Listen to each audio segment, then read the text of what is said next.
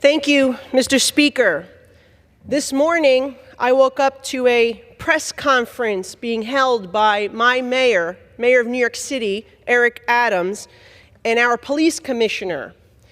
And they were saying that while we were sleeping, 2 NYPD officers were shot. And they were shot by somebody who is in this country illegally. Somebody who entered via Eagle Pass, somebody who is a national of Venezuela, somebody who is allowed to be here because of President Biden's 60 policy changes that have opened up our border, allowing dangerous individuals to enter.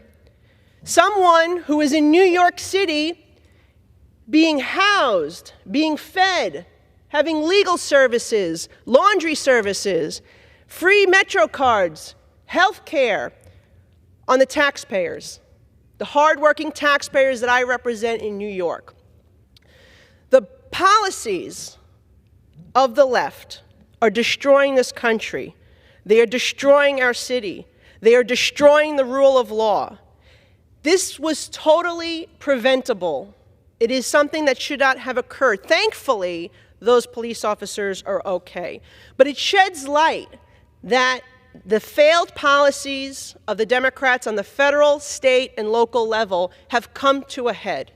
And this is the result.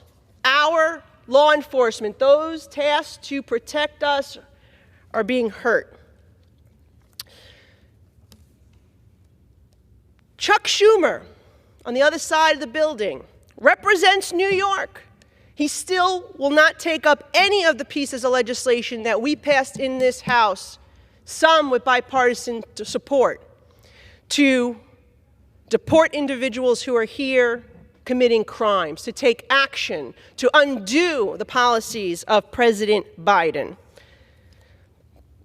Just last week, there was another individual that committed murder, another illegal immigrant that was here, committed murder in Harlem. And yet these 2 incidences, one in Queens, one in Harlem, both districts represented by colleagues here in the House who are on the other side of the aisle, where are they?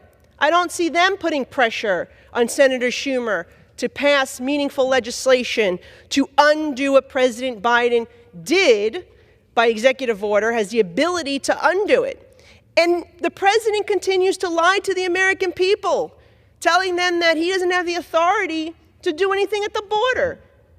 He had the authority to break the border, right? He himself passed those 60 policy changes. He himself can fix it. So I speak today because the American people need to see what's going on. They need to know that this is a direct result of this president's policies, of my mayor's policy that we're going to continue housing individuals, converting hotels in New York that should be going to tourists. Instead, they're going to these illegal immigrants that are wreaking havoc.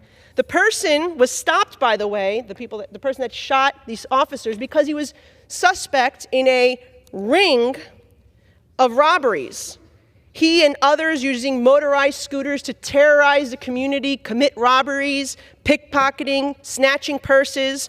Why is my mayor forcing we, the people, the taxpayers, to house individuals who are committing crimes? And the New York City Council, also run by radical leftists, they prohibit NYPD from cooperating with Immigration and Customs Enforcement to deport individuals once they're arrested. We've had thousands of arrests of people in this country illegally. And guess what? They go back to their luxury hotel room that we, the people, are paying for. Because the New York City Council doesn't think we should be cooperating to have them removed from this country. So we leave them there to be able to commit crimes over and over again.